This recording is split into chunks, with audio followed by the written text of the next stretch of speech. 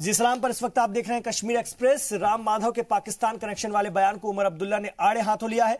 उमर के एतराज के बाद राम माधव ने बयान को वापस ले लिया। क्या है ये पूरा मामला, देखिए इस रिपोर्ट में।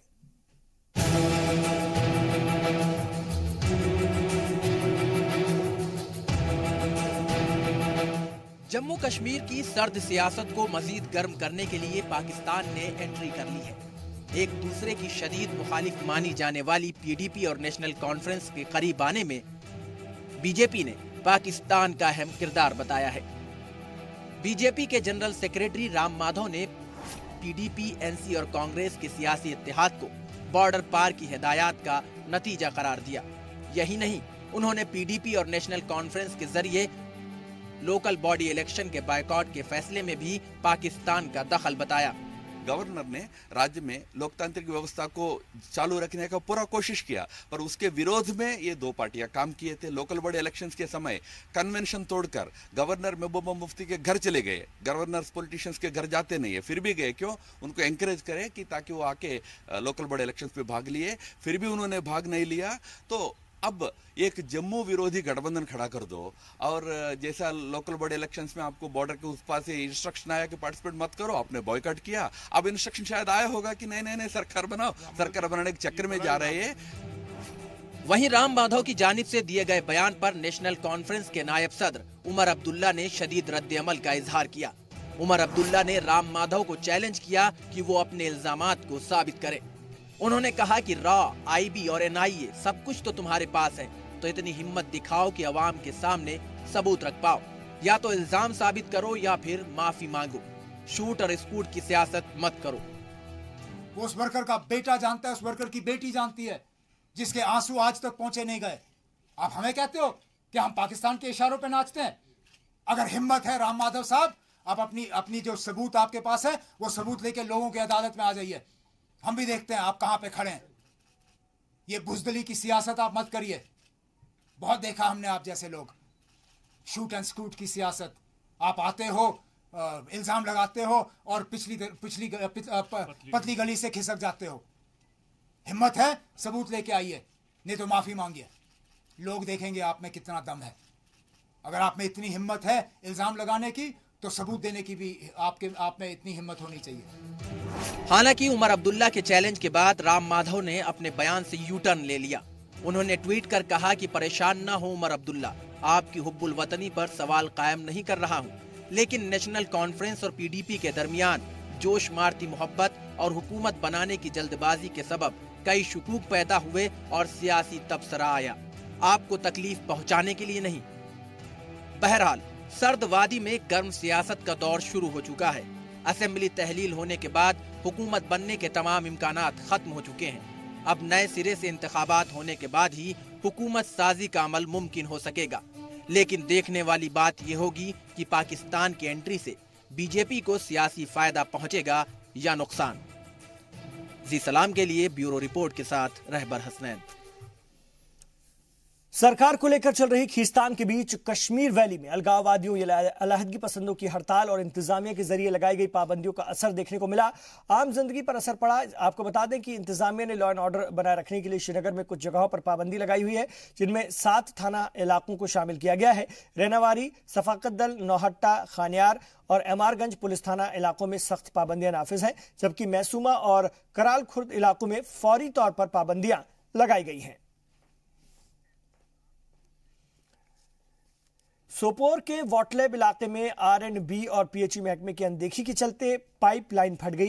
कहीं पाइपलाइन में रिसाव हो रहा है, जिसके चलते वॉटलैब सोपोर के आसपास के गांव में पानी की सप्लाई नहीं पहुंच पा रही है। लोगों को पानी के लिए परेशानी का सामना करना पड़ रहा है।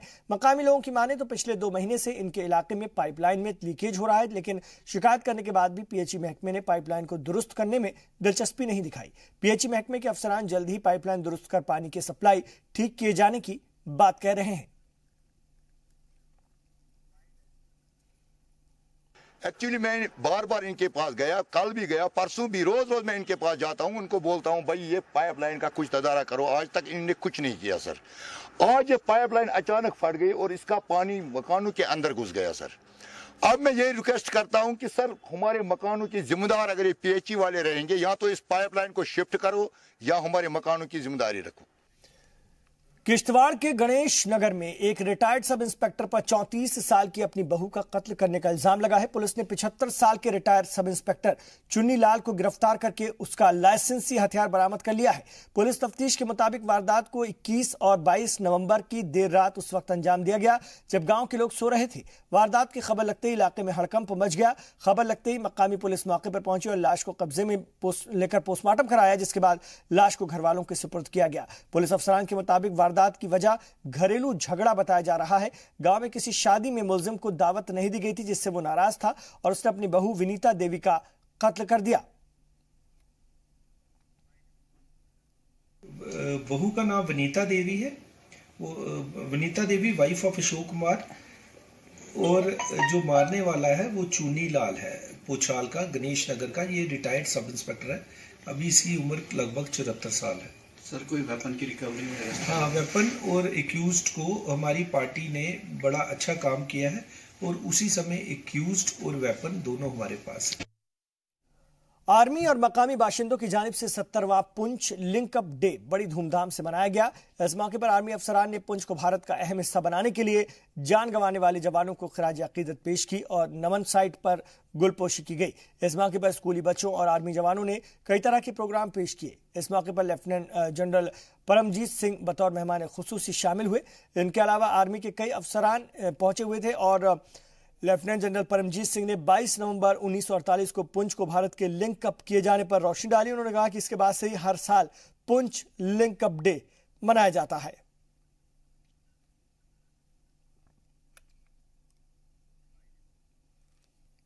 It's a gratitude towards the people of Poonch, not only Poonch. Even today I went to Hilkaka and I thanked them, expressed my gratitude, because if army has got success today, it is all because of the local people. And we continue to work together and we look forward to the continued support. तो 70वां Poonch linkup day के मौके पर पुंछ के मुख्तलिफ स्कूलों के बच्चों के लिए पेंटिंग कंपटीशन का भी एहतमाम किया गया, जिसमें कि हिस्सा लेने वाले बच्चों ने अलग अलग तरह की पेंटिंग्स बनाई, जिसमें बेटी बचाओ बेटी पढ़ाओ जैसे पैगाम दिए गए। तो मर्द आहन सरदार वल्लभ भाई पटेल की पेंटिंग बनाकर कौमी यकजहती का पैगाम भी दिया गया। इस मौके पर लेफ्टिनेंट जनरल परमजीत सिंह ने बच्चों की इस कोशिश की तारीफ की। और उन्होंने बहुत अच्छा बनाया, ड्रा किया है, बताया है किस तरह से नेशन को सेव किया जा सकता है, किस तरह से हिंदू मुस्लिम सिख की यूनिटी बताई है और साथ में बताया है कि बेटी को कैसे बचाना चाहिए, बेटी पढ़ाओ बेटी बचाओ, और इन्वायरमेंट को किस तरह से सेव किया जाता है। पटेल, सरदार वल्लभ भाई पटेल बनाए थे, जिनका बहुत बड़ा हाथ है यूनिटी पे। इन्हीं की वजह से आज मतलब हिंदू मुस्लिम सिख सारे मतलब मिलजुल के रह रहे हैं, सारे मिलजुल के रहे, हिंदू सिख ये मतलब रिलीजन का कुछ ना हो, तो सारे एक की मतलब बन के यूनिटी। बच्चों को भूखे पेट तालीम हासिल न करनी पड़े और गरीब के बच्चों को भी हेल्दी फूड मिल सके, इन मंसूबों के साथ हिंदुस्तानी हुकूमत ने मिड डे मील मंसूबा शुरू किया था। लेकिन डोडा के तांता पंचायत में बच्चों की थाली से उनका खाना गायब है।